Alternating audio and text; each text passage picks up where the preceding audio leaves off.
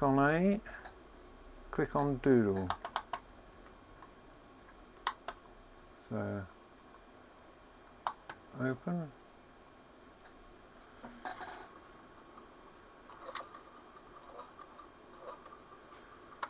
Yeah, that disk drive is not brilliant.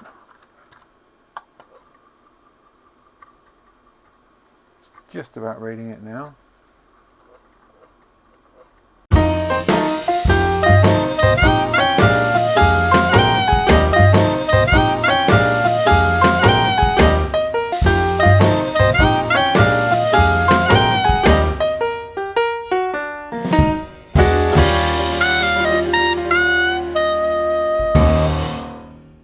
So I think for the time being I'm going to get the chassis back together, put the metalwork back onto the PCB, get it back into the case so I can put the floppy drive in a bit later on.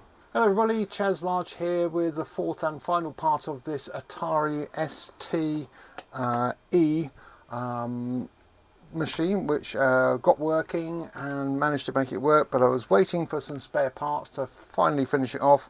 A couple of keys which were missing, managed to get hold of some of those, and a workable floppy disk. I did take some other floppy disk drives from old laptops, and I followed some guides about rewiring it, doing a little modification on it. Could not get any of them to work, so it's potentially that those are okay and that the machine is still at fault. So I went onto the web and decided to spend a little bit of money, and went to a supplier of replacement parts. They supply replacement fully working floppy disk drives and some software on it as well. The guy was very helpful when he supplied this, but I also went to Jay's Retro Computer Sales, and I got a couple of replacement keys. It's also come with some pushers and carbon connectors that go underneath that actually make the contacts. So I'm just going to put those on first. The machine is working. Let me just show you. I did power it up and connect it up to my capture card. So there you can see that it is working. Let me just make that a little bit bigger. Okay, so you can see the mouse is working. It's still this mouse is still not quite as right as it could be, but there we are. That's one of those things. Right, so let's get these two keycaps on, and we should have a fully keyed machine. Now these keycaps are a bit like the others, second hand, well used. So number 7 goes in there, and the underscore and dash goes in there. We now have a complete keyboard. So next thing we've got to do is to replace this floppy disk with this one. So keyboard, I don't know whether I need to take too much of the keyboard. Well, I don't actually. I'm trying to remember, quickly trying to remember how this came apart before I put it back together several months ago. We've got a screening can here.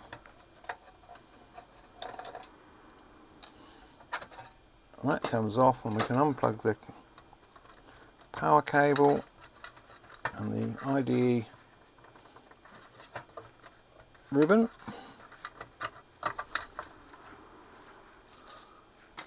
And I've got a feeling what we have to do with this, I think we have to turn this upside down, but I'll have a look, because I'm pretty sure there was, I haven't actually opened the packet since I got it. As I said, too many parcels at Christmas.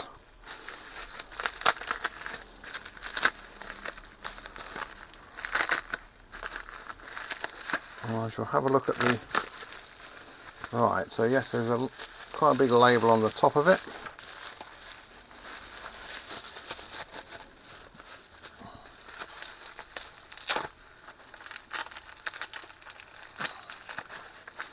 A little bit of bubble wrap on that. What's that?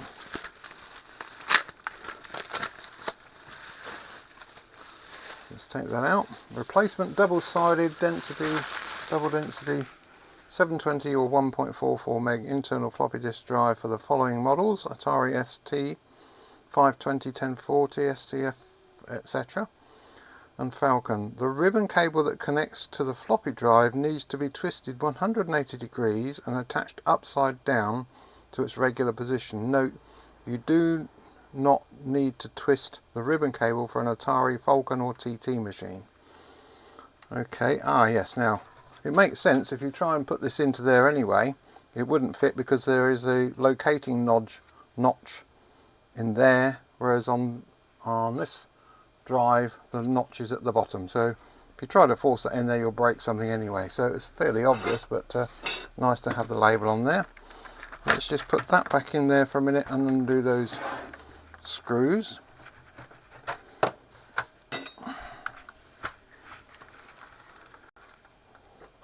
Basically, if anyone wants to know how I'm capturing the video from this, I've bought I bought some plugs to make my own cables, but there's 13 pins on these plugs that go in the ATARI ST. As you can see, if I hold this up to the camera, you can just about see there. It's a bit of a nightmare to wire up, so I thought I'll just buy a cable with, I did wire one up for, what was that fell down? Something fell down. Can't think what fell down. Something did. Yeah, I did wire up a cable for RGB to connect to my RGB monitor, but I wanted a composite video out so I could capture it.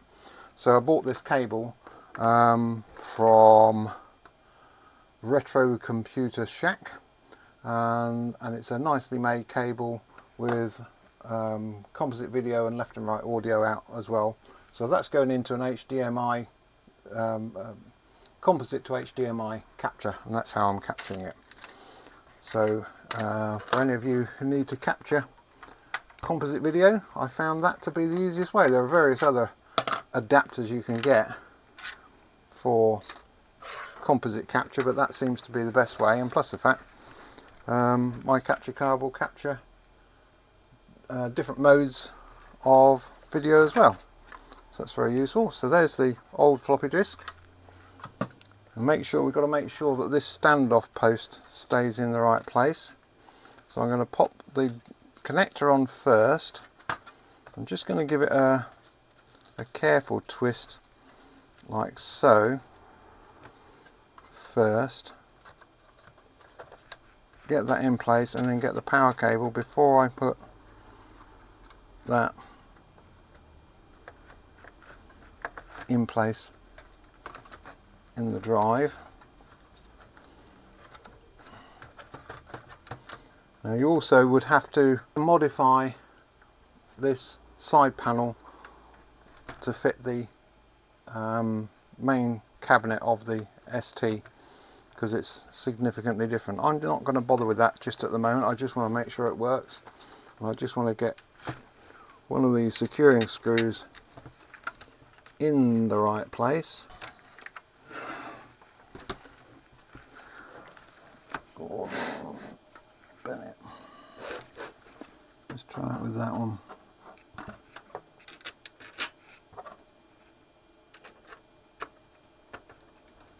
Oh, there we are. That one's going in, so this one should now locate as well, which it does. So we've now got two screws in there. I'll put the rest in later if necessary. Connect up the monitor.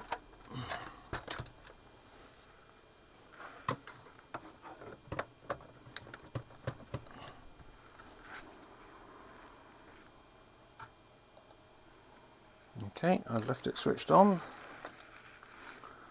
so it should come up, and without a disc in it,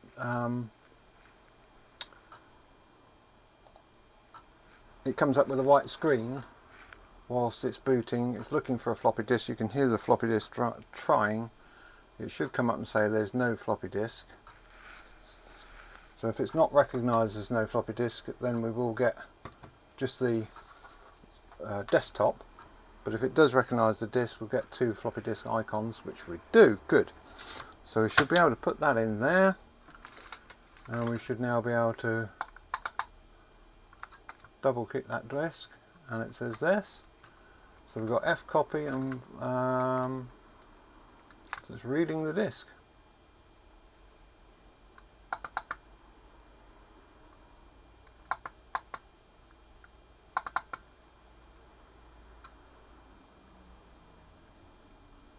Yep. F copy 3 program. Excellent. So it's reading that. Let me just take that disk out a minute. Let's try this old ATARI Explorer disk and see if it reads that.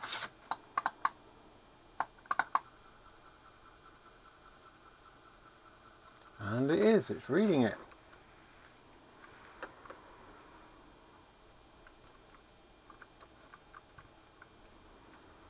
Now I think this was, oh, this mouse is hellish.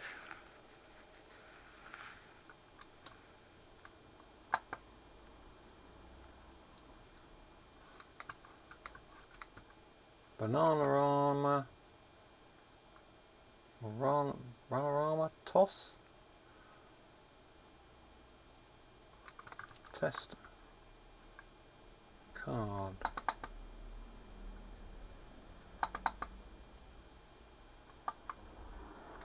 No. No, they're not folders. ST Tour program. Let's run that one.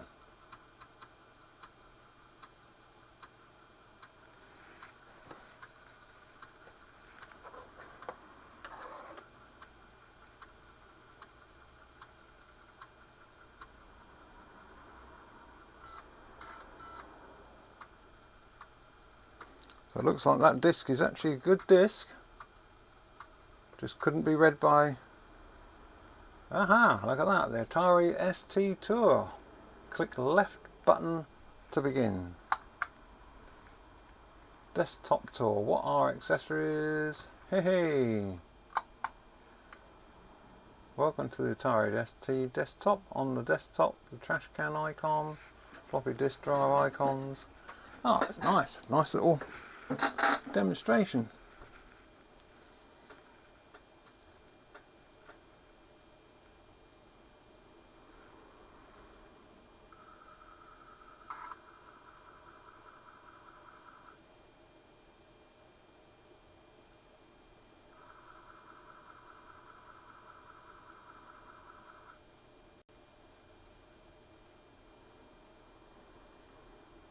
Well, as somebody who's never used one of these before, I'm pretty happy to see that this program works. Sorry if the camera's falling down. I've got a little thing on there to stop it, but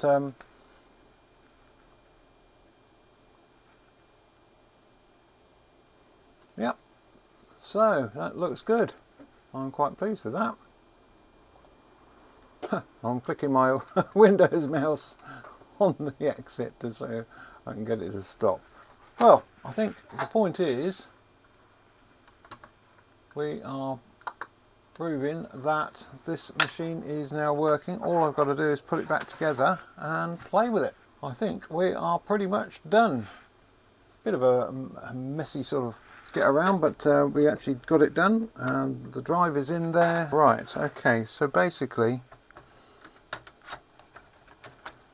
if I try and fit this in place, the whole lot sits there, funny enough. The cabinet sits there and it works, but I can't access the eject button. So really and truly all I've got to do to make this accessible is to cut away that little bit where the eject button was. Yeah, and I think once I've done that, it will still work. So that's what I'm going to do. Right, so I basically sawed that little piece out from the corner here, and that's given me access to the eject button, and the whole thing fits in there quite nicely. So that's a winner as far as I'm concerned. That tiny little piece of plastic, at some stage I probably would think whenever somebody repaired it, that would have broken off anyway, because it's only a fragile little piece of plastic. So compared to the rest of the thing which is broken in other places, that's pretty good. I'm happy with that. So now we can physically put it back together, but I want to just have a little look at this LED, because I'm sure there should be a visible LED in there and I couldn't see it. I think maybe when I took the keyboard apart I may have inadvertently not put that back properly. So let me just have a little look at that first. Right, so basically what I'd done is when I put this keyboard back together, I'd bent this LED over. So I've just straightened it out and hopefully it's okay. Connection doesn't look like it's damaged. The LED itself looks to be in good shape. So I've just taken it off. Just going to give a quick dust off of any dust that's got caught on there. I've just straightened out all the little rubber push connectors. So remember, this is quite tricky getting this back together, and that's obviously what I did. I just pushed it back together without getting that LED in the hole like it should be just now. There we are. So it's now back in the hole correctly. Let's just hold it and turn it over. Yeah.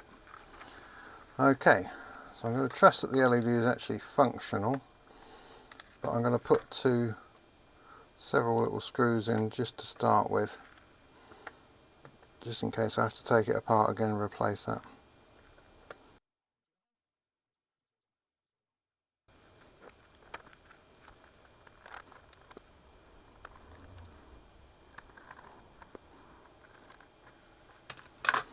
Okay, so that should do. Let me just get the chassis back, push those screws back there out of the way, get the main chassis back.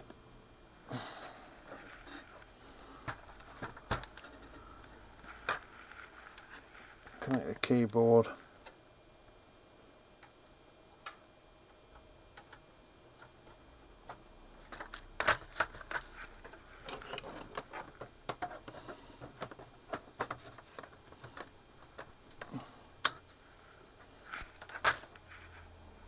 And we've got a LED light on here as well.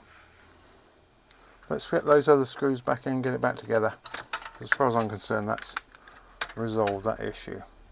So thanks very much for watching. Have a happy new year for 2024, and I'll see you on the next video. I've got various things that have come in, so keep watching. Like and subscribe, of course, but it's entirely up to you. Thanks a lot. Cheerio.